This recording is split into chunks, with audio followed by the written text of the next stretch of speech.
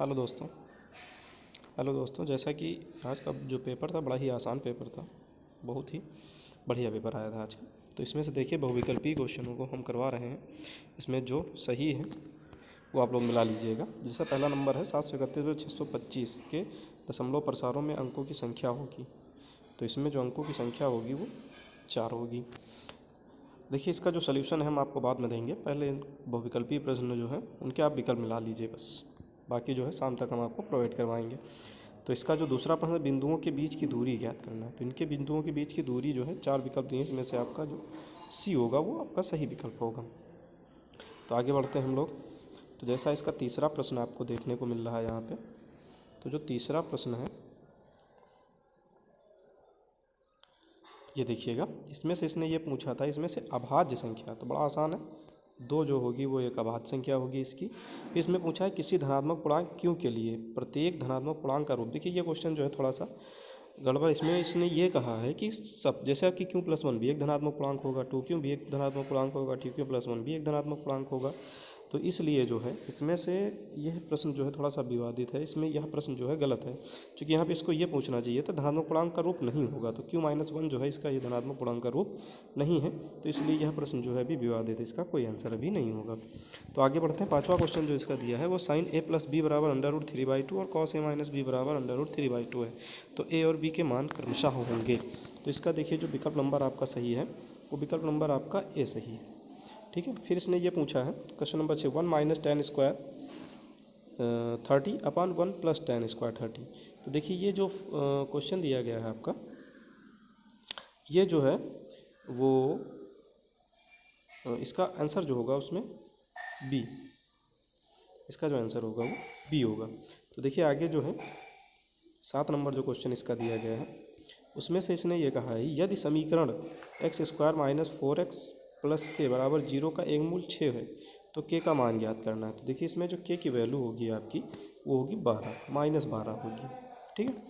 फिर अगला है दो संख्याओं का योगफल 24 और उनमें से एक संख्या दूसरे की 2 गुना है, तो संख्याएं ज्ञात की। देखिए इसमें दूसरे की 2 गुना जैसे, तो सी नंबर विकल्प तो होना नहीं है क्योंकि ये 9 अच्छा 1 मिनट ये विकल्प है।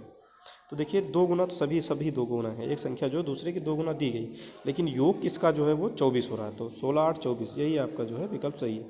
बाकी 12 6 18 हो रहा है, 9 8 17 27 हो जाएगा, 14 7 4 11 21 हो जाएगा, इसलिए ये इनका योग जो है वो 24 है, इसलिए इसका विकल्प नंबर ए सही है।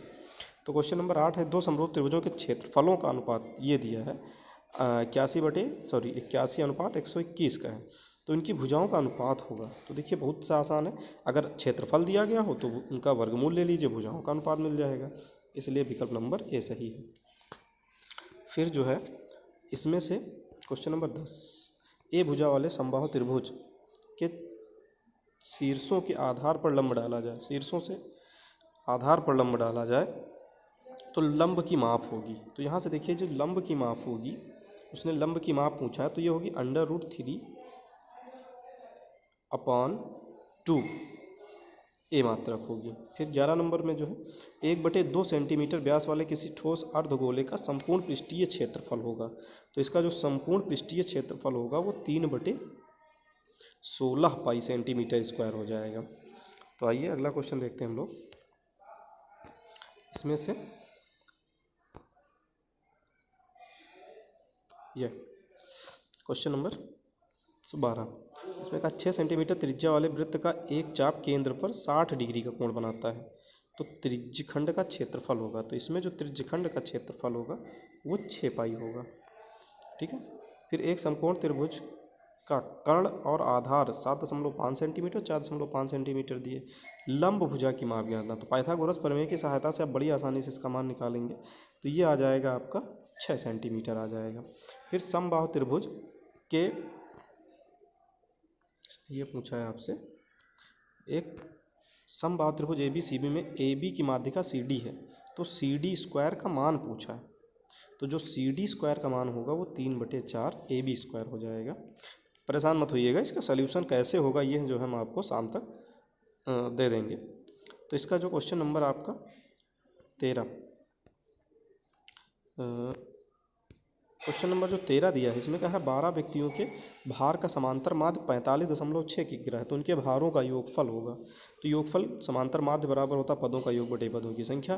तो समांतर माध्य आपका दिया गया, उसको पदों की संख्या से गुणा कर दीजिए। तो 12 का 45.6 से गुणा करेंगे तो ये आ जाएगा 12 छंग 72, 2 हो जाएगा, 12 पंचे 60 और 7 67 हो जाएगा, 12 चौक 48, 48 और 6 54 था। इसका विकल्प नंबर जो होगा वो सी हो जाएगा।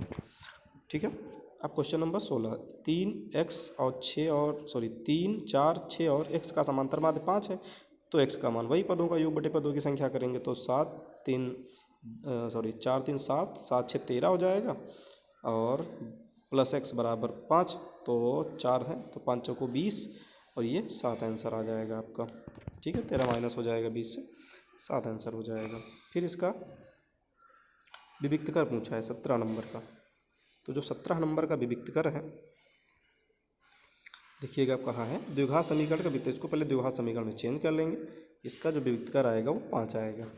किसी आयत का क्षेत्रफल 30 मीटर स्क्वायर या जिसकी लंबाई उसकी चौड़ाई से 1 मीटर अधिक, यानी जो लंबाई है वो 1 मीटर अधिक है चौड़ाई से, तो उन्हें को व्यक्त करने वाला द्विघात समीकरण। तो द्विघात समीकरण जो होगा वो सी हो जाएगा। फिर किसी बारंबारता बंटन के लिए माध्य और माध्यक क्रमशः इतने और इतने, बंटन के बहुलक का मान ज्ञात करना है।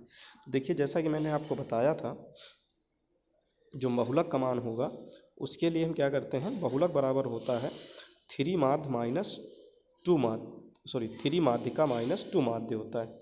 ठीक है, तो उससे जब इसका मान निकालेंगे तो ये आ जाएगा आपका 25.2 सेंटीमीटर, 25.2 आ जाएगा, सेंटीमीटर नहीं होगा। इसने पूछा केंद्रीय प्रवृत्ति की माप है।